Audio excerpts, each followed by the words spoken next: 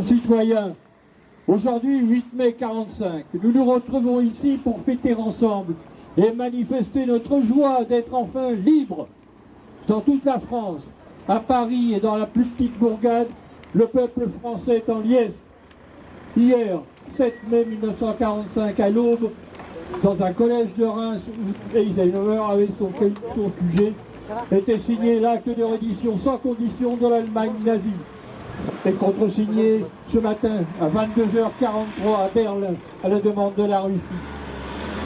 Ça y est, enfin, la grande armée du Reich a capitulé. L'Europe est libérée du joug de l'envahisseur. Les armées hitlériennes qui reculaient déjà depuis l'année dernière dans différents endroits ont capitulé. Pourchassées, vaincues, grâce au courage et à la persévérance de nos troupes métropolitaines, mais aussi coloniales et nord-africaines. Merci, monsieur le maire de 1945.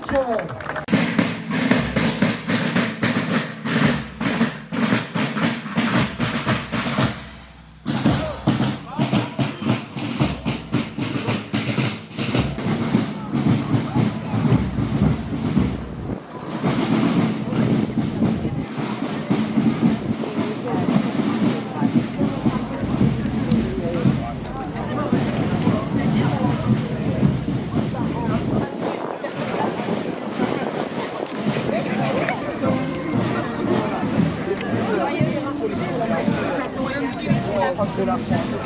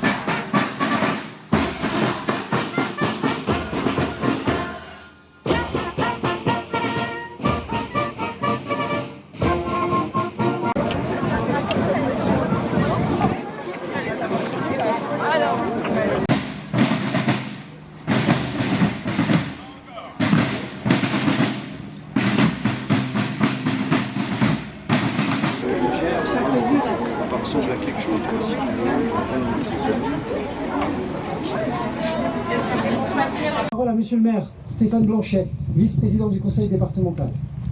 Mesdames et messieurs les élus,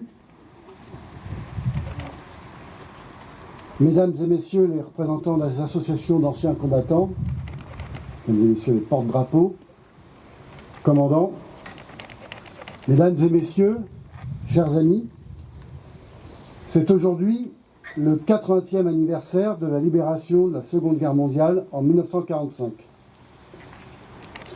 Tout à l'heure, un bal festif prolongera cette commémoration.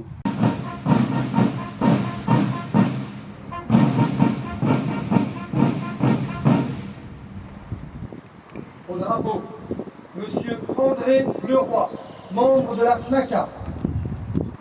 Attention pour les couleurs. Envoyez.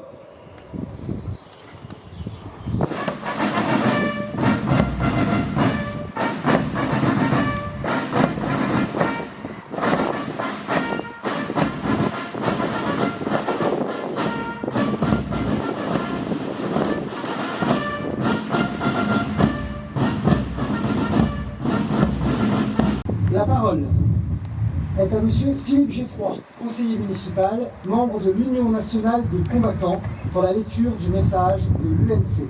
Pierre Fleury, ancien élu de Sevran, du message national de l'Union nationale des anciens combattants au titre de la 121e section de Sevran. Monsieur le maire, monsieur et mesdames les élus, monsieur le commandant divisionnaire, mesdames, messieurs les présidents d'associations d'anciens combattants et de la résistance, chers porte-drapeaux, l'harmonie, les enfants, chers Sevranais, chers tous. Le 8 mai 1945, il y a 80 ans, depuis le 25 août 1944, Paris est redevenu la capitale de la France. La presque totalité de notre pays et de l'Empire a été libérée. Restent les poches de l'Orient et de Saint-Nazaire. L'Indochine est encore sous occupation japonaise. Les Alliés, dont les troupes françaises occupent l'Allemagne nazie.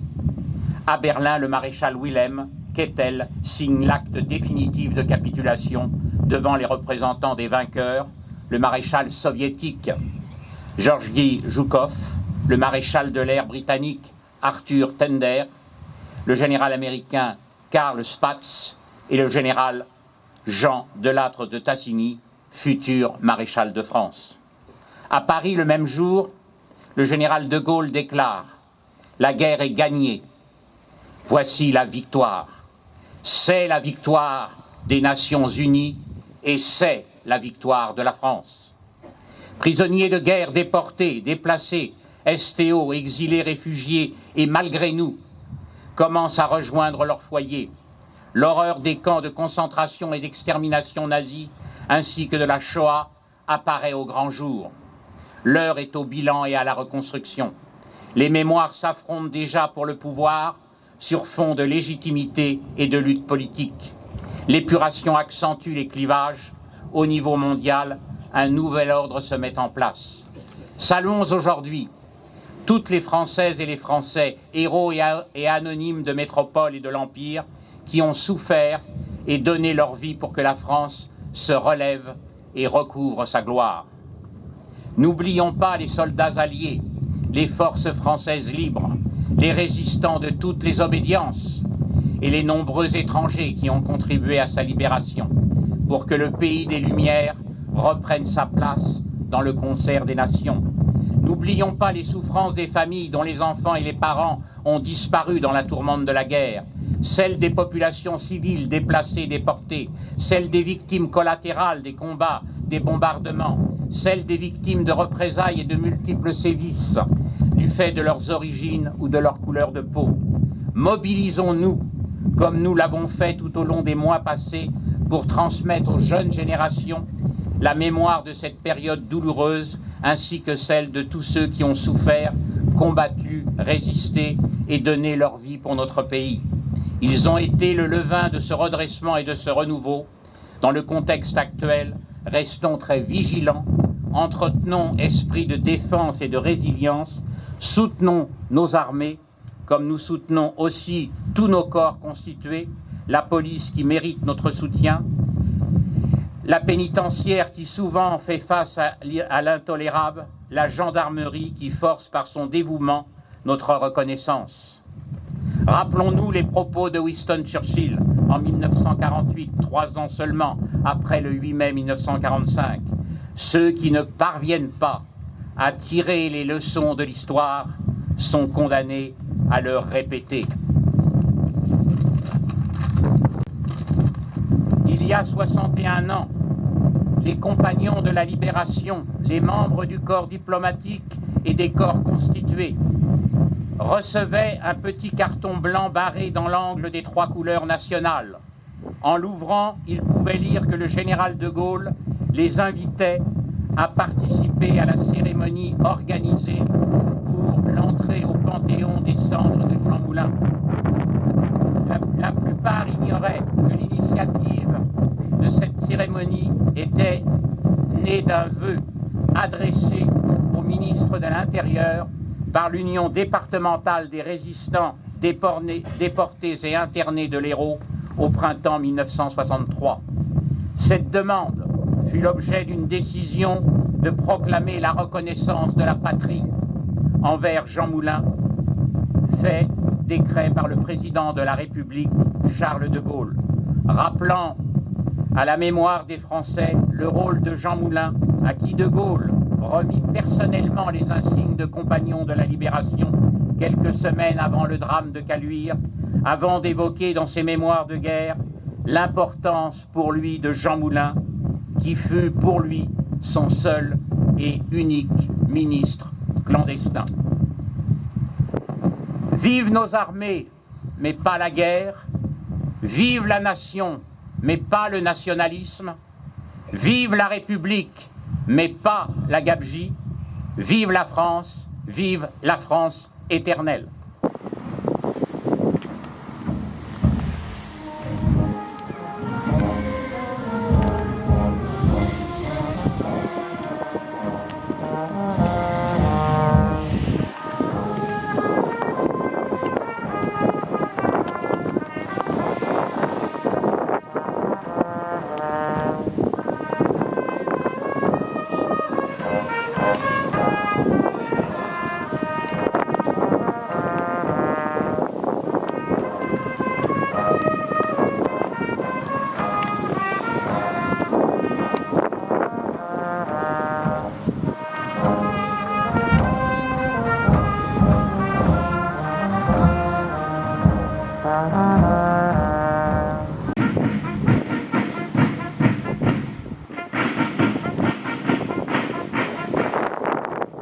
Repos, drapeau. Salut au président d'association d'anciens combattants, puis au porte-drapeau.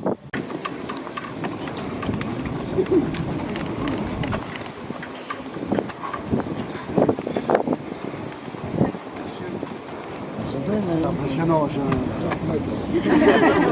Ça fait drôle. Retour en arrière. Lorsque nous retournerons sur le parc Louis Armand pour le bal.